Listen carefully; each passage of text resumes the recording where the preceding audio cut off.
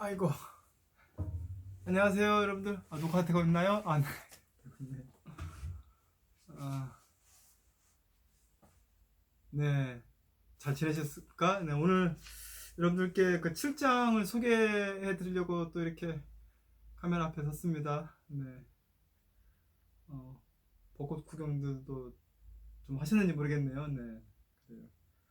조심조심 아름아름 이렇게 하시길 바라겠고, 오늘 출장은 벚꽃이 이렇게 예쁘게 피는데 장례의식 이야기를 어, 해야겠네요. 출장은. 네.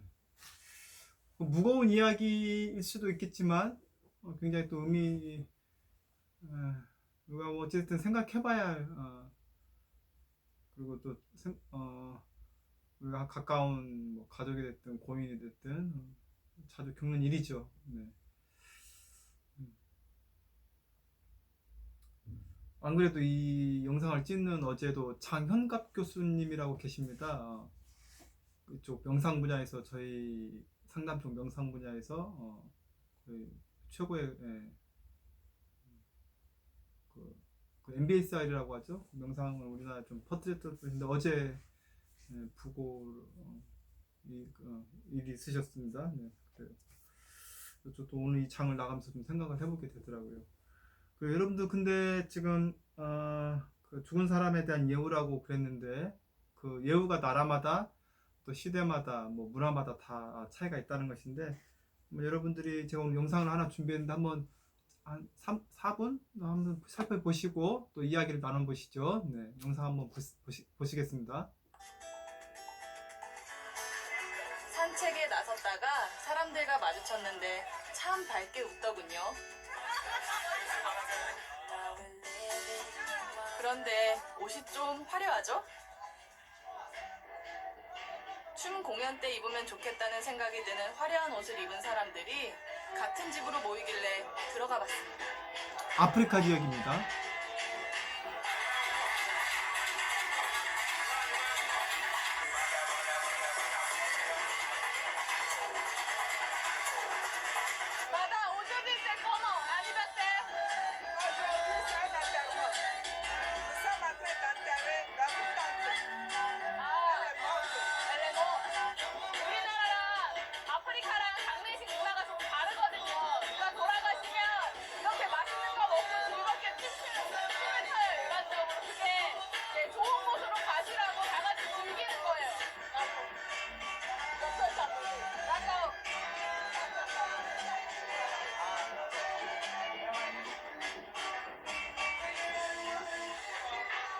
문상부터 하려고 집 안으로 들어서려는데 배냉의 원칙은 춤부터 추는 거랍니다. 그냥 지나가게 못 둬요.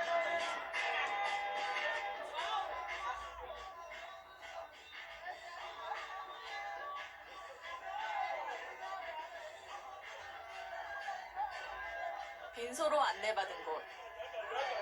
침대가 있었던 방 안에 꽃상여가 놓였습니다.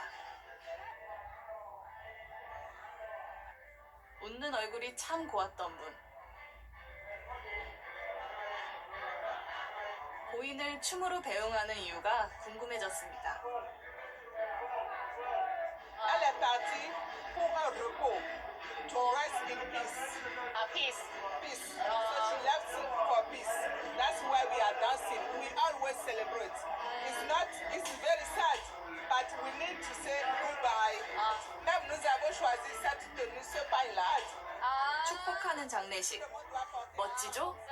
패턴이 이번 여기 장례식장에서 고른 패턴이고요. 이 패턴으로 다 같이 옷을 해서 입는 거예요. 그래서 다 같이 이 옷을 입고 즐겁게 춤추고 여기 장례식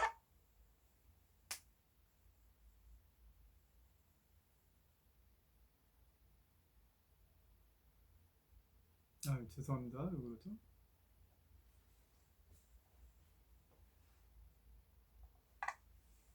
할 때 옷을 입는 문화인 것 같아요. 춤은 꼭 즐거움을 위해 추지 않습니다. 슬픔을 잊기 위해서도 추죠. 좋은 곳에 가시기 위해서 더 열심히 춤을 춰야 될 것 같아요. 떠난 사람도 남은 사람도 슬퍼하지 않기를 바라는 마음. 배냉의 장례식 춤엔 그런 바람이 담겨 있는 것 같습니다.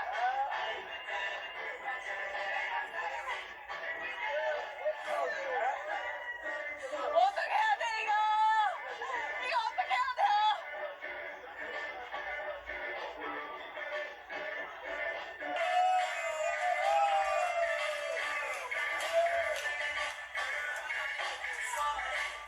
장례식은 3일 동안 이어지는데 고인과 가까울수록 더 열심히 춤을 춘다는군요.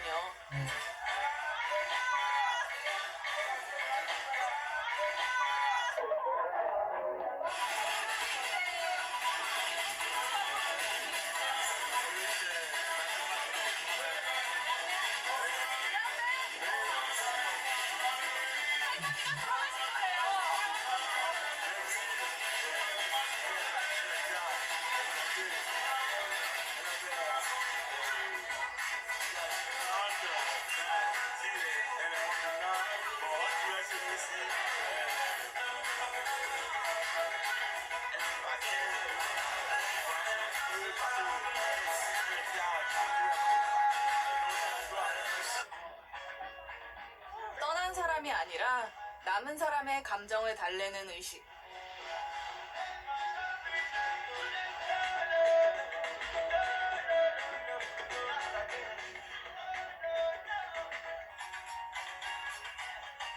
이별을 꼭 슬프게만 추스려야 하는 건지 배냉에 춤추는 장례식이 묻고 있습니다.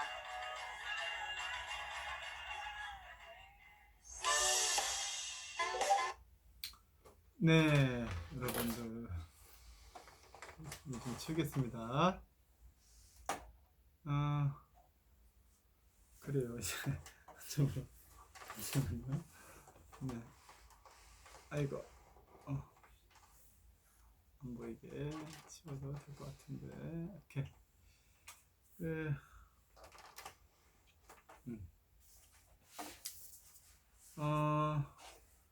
뭐 아프리카 베냉이라는 지역인가 보더라고요. 네, 그래서 저도 이렇게 뭐 그 세계 테마기행, 그 세계 문화유산 뭐 이런 그 방송들을 해주죠. 저도 종종 자주 봅니다. 그래서 다른 나라 사람들의 살아가는 삶, 뭐 그리고 역사 유적 그런 것들도 많이 보게 되고 뭐 그렇죠. 그 세계 문화유산 이런 것들 보면은 좀 장엄하기도 하고 뭐 그런 성자들 그런 분들이 이렇게 살았던 그런 유적지들도 자주 나오고 그러더라고요. 예, 그래요. 어쨌든 다른 나라 장례 관련된 풍습을 한번 살펴봤는데 한번 생각해 보는 문제인 거죠. 왜냐면 미국도 그렇고 아프리카만 나왔지만 물론 우리나라에서도 굉장히 드물게는 그런 유언을 남기시는 분도 있으시다고 제가 어떤 글을 통해 본 적은 있습니다. 그러니까 내가 가는 날을 파티를 열어서 파티처럼 해줬으면 좋겠다. 그것도 제가 그 가까이 알았던 상담 전문가 선생님도 연세가 많이 드셨는데 그런 얘기를 여러 번 하셔요. 파티처럼 해줬으면 좋겠다. 그리고 그분은 이제 크리스찬이신데 이제 그렇죠. 그 하나님의 나라 좋은 나라로 가기 때문에 반드시 파티를 해달라 이거죠. 그 기뻐해달라 이거죠. 좋은 나라로 가기 때문에. 그렇죠. 물론 이제 살아있는 사람들이 보고 싶은 그런 그리움, 뭐 여러 가지 그런 슬픔, 뭐 이런 것들을 충분히 우리가 같이 느끼는 것도 중요하지만 또 그 보내는 사람, 그 가는 사람이 우리들이 행복해하는 모습을 보면 살아있는 사람이죠. 살아있는 사람을 살아남아있는 사람을 만약에 하늘에서 본다고 하면 기뻐하고 자기에게 이렇게 가는 사람에 대한 그런 기쁜 마음을 이렇게 전달해주면 옆에는 그렇죠. 마음이 또 좀 홀가분하겠죠. 기쁘고. 그래 이런 춤추는 장례식 한번 여러분들 생각해 볼 수 있죠. 왜냐면 우리나라 이게 어쨌든 뭐 우리가 뭐 장례식 이론을 배운 게 중요한 게 아니라 아시다시피 좀 그 병원도 그렇고 장례식도 그렇고 어떻게 보면 사실 결혼도 그렇죠. 이렇게 붕어빵 그래서 조금 젊은 이렇게 의식이 조금 이렇게 트이는 분들 중에서는 이렇게 스몰 웨딩도 하고 스몰 장례식이란 이야기는 아직 좀 못 들어봤지만 그죠? 이렇게 찍어내는 저기 결혼식장이라든가 이런 것들에 좀 벗어나고 싶은 즉 장례식도 사실 마찬가지일 수 있죠. 그런 고인을 충분히 좀 생각하는 같이 함께 할 수 있는 장례식이면 그게 더 나을 가능성이 있겠죠. 네. 그래서 우리가 그 교재에서 7장 처음에 첫 페이지에 이제 뭐 2, 3일 정도 기다렸다가 완전한 죽음을 확인한 후에 시신을 처리하는 장례식이 이렇게 생겼다고 그랬는데 사실 2, 3일에 관련된 그 굉장히 오래된 앞에 나왔죠. 죽으면 회생할 가능성을 고려하여 이게 굉장히 역사적으로 오래되었다는 얘기인 거죠. 그러니까 사실 그 옛날에도 분명히 숨이 멎었는데 물론 이제 그 옛날보다는 지금이 더 과학적이겠지만 숨이 멎거나 여러 가지 이제 죽음의 그 신호죠.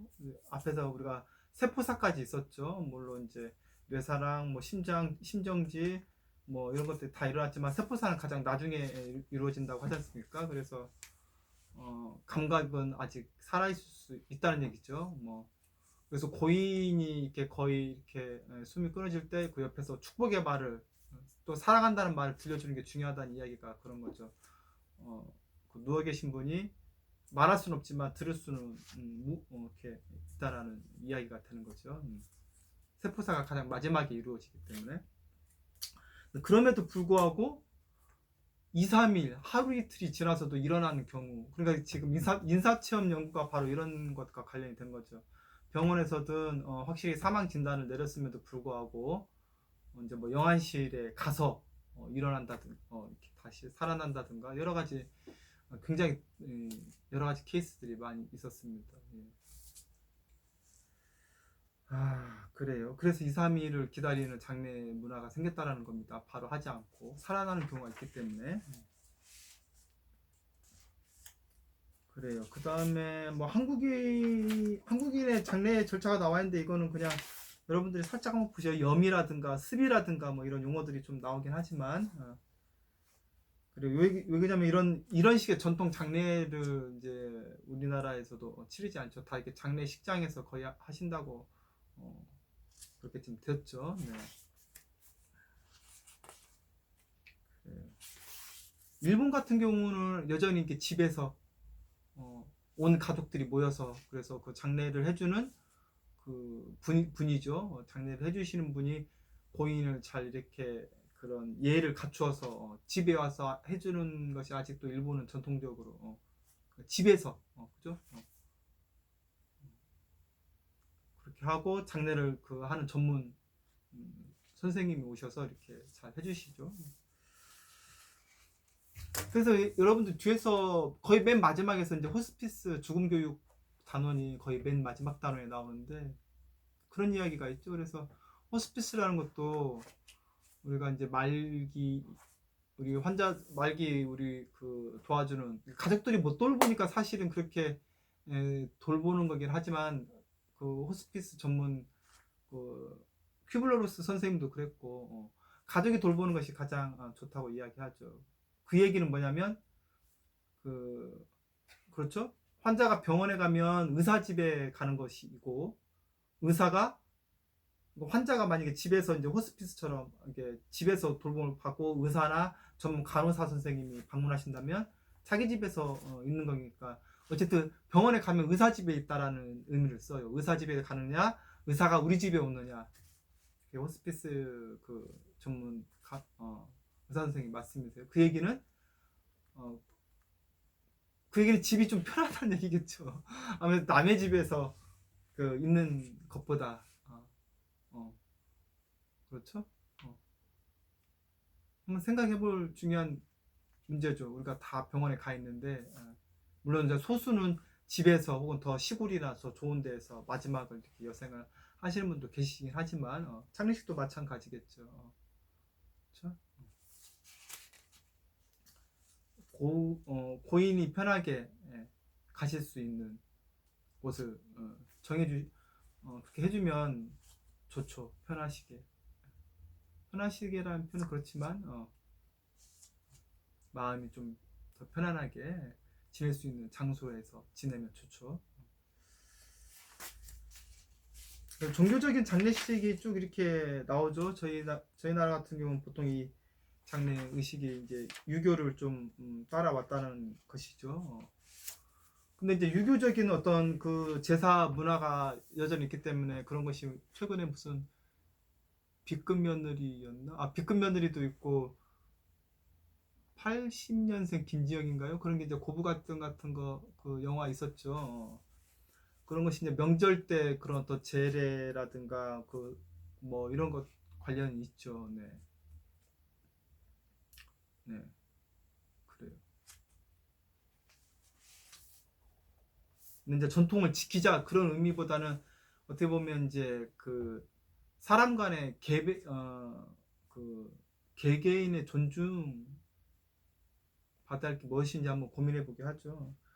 어쨌든 그 제사에서 그 제사의 의미가 제사에도 참 그 어떤 집이 그렇대요.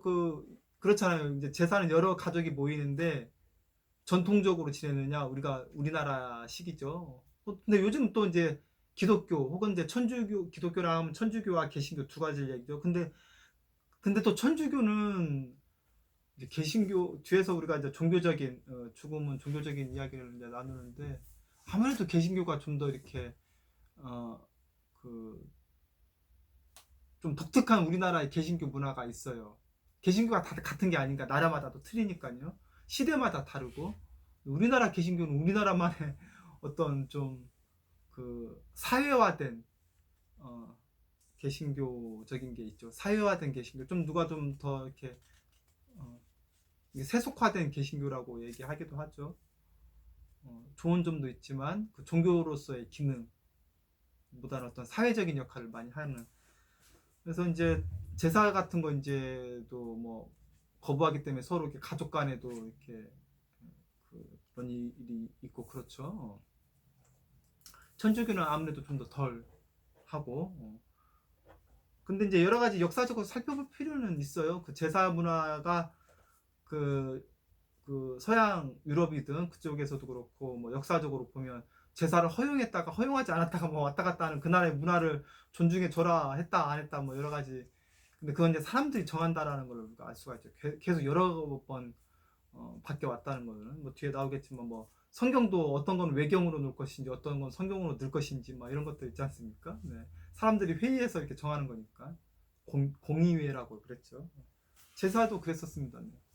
제사도 인정했다가 뭐 인정하지 않았다가. 근데 지금 보편적으로는 그 나라에 이렇게 흡수다기보다는 그 나라의 그 문화가 있지 않습니까? 불교도 그러니까 뭐 남방불교 그쪽 소승불교라고 하죠. 그거 다르고 중국 불교 다르고 대승불교 다르고 우리나라 주로 대승불교고 뭐 일본 불교 다르고 또 서양에서 서양 불교 다릅니다. 미국식 불교도 다르고. 왜냐면 그 나라의 문화와 이렇게 잘 어울리게 문화가 어울릴 수밖에 없는 거죠. 더운 나라 있고 추운 나라 있고 뭐 이런 거 다 보시면 그러니까 그 사람들의 삶의 방식에 이렇게 성장을 돕는 방식으로 발전해 나가는 것이 저는 좀 그쪽을 지향하는 게 좀 맞다.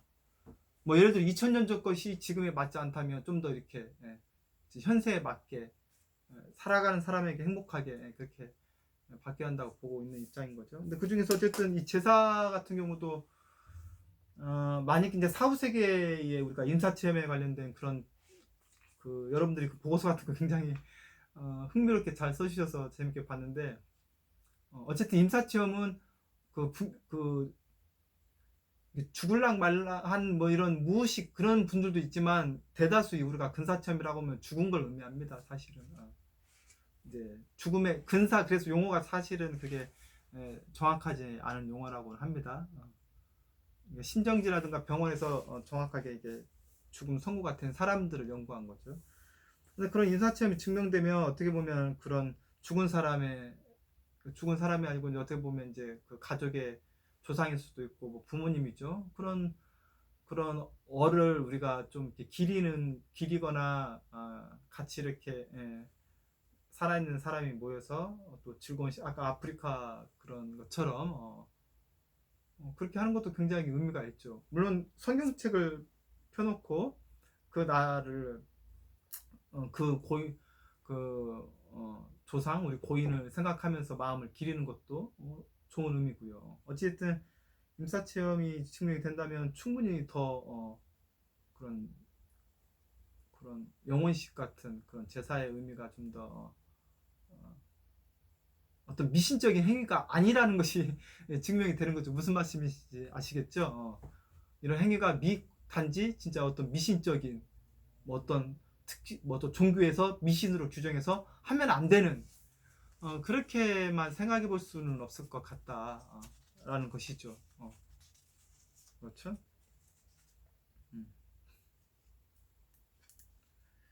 그게 뭐 돌아가신 분을 숭배하고 막 이런 의미가 아니지 않습니까? 종교적으로 숭배하고 이런 의미가 아니기 때문에 이해되시죠, 여러분들? 네.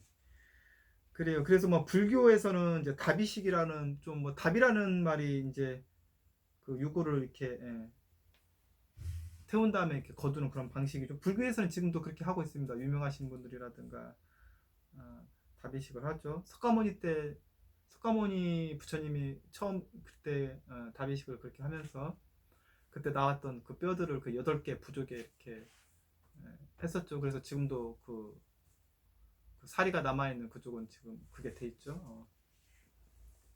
성전처럼. 그래요. 성철 스님 같은 경우, 성철 스님 아시는지 모르겠는데 굉장히 유명하신 무소유라는 책 같은 경우도 뭐 더 이상 내지 말라고 했었는데 자기는 다비식을 해주지 마라. 여러 사람들 고생하고 그렇게 하지 마라.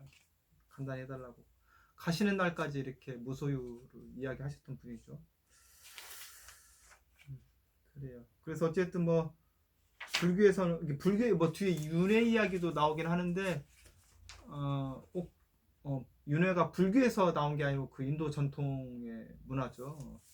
그 티베트 같은 경우도 그 윤회를 많이 믿기 때문에 또 거기 장례 절차는 굉장히 간소합니다. 어차피 다시 잘 좋은 일을 해서 이제 태어나는 걸로 믿고 있기 때문에 거기는 장례 절차가 굉장히 또 막 이렇게 묻어놓고 그런 게 아니고 그렇습니다.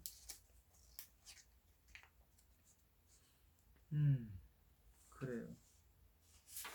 그리고 기독교가 있고 어떻게 보면 기독교가 가장 짧게 그렇죠. 어떻게 보면 그 고인을 생각할 수 있는 시간을 조금 적게 주지 않는가 우리나라 문화에서는. 이거는 교회에서 그 안에서 그렇게 뭘 하지 않습니까? 뭐 말 한마디 정도로만 이렇게 부고가 있다 이렇게 그 광고 시간에 이렇게 얘기하는 정도이기 때문에 어떻게 보면 그래요. 그렇습니다.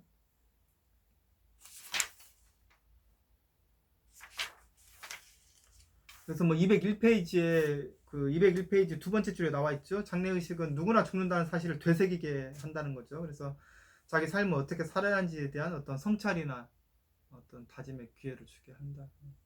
뭐 여러분들하고 계속 이제 배워 나가지만 그 성찰의 문제도 있지만 사실 이 죽음의 문제는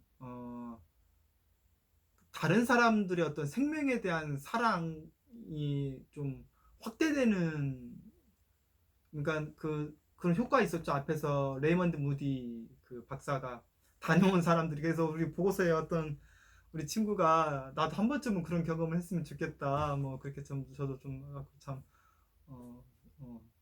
공감 있게 봤는데, 그러니까 다녀온 사람들의 특징이 공감 능력이라든가 사람에 대한 이해 깊이가 확 커져 버렸다라는 그런 공통적인 일이 있었죠. 그러니까 사실은 그걸 생각해 보면 타인에 대한 그런 감정 공감이라든가 자기의 감정이나 마음이 이렇게 깊어지고 성숙해진다는 걸 생각해 본다면 그게 바로 결국은 자기가 이렇게 치유되는 것이기도 하고 자기의 행복의 길로 가는 중요한 단서가 된다는 얘기인 거죠. 죽음을 우리가 겪지 못했지만 계속 이렇게 성찰해 보는 거는 타인을 이해하는데, 그 공감하고 나 자신을 사랑하는데 가까이 갈 수 있다는 의미가 되죠.